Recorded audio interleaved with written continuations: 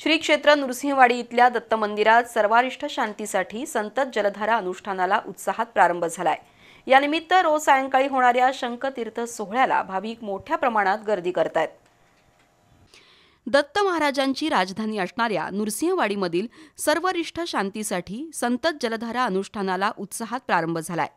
दत्त मंदिरात दत्त देवसंस्थानमार्फत सर्वरिष्ठ शांतीसाठी श्रींच्या मुख्य चरण कमलावर कृष्णा नदीच्या जलधारांचा अभिषेक 7 दिवस अखंडपणे करण्यात येणार आहे। या काळात दत्त मंदिर दर्शनासाठी अहोरात्र खुलं राहणार आहे।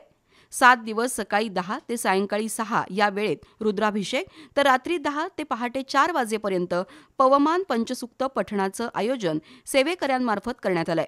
या काळात दररोज सायंकाळी 6:30 वाजता शंखतीर्थ प्रसाद आणि प्रार्थना करण्यात येते। या शंखतीर्थ सोहळ्याला भाविकांनी मोठ्या प्रमाणात गर्दी केली होती। मंदिर दक्षिण उत्तर घाट भाविकांच्या गर्दीनं फुलून गेला होता। दिगंबरा दिगंबरा श्रीपाद वल्लभ दिगंबराच्या जयघोषानं मंदिर परिसर भक्तिमय बनला होता।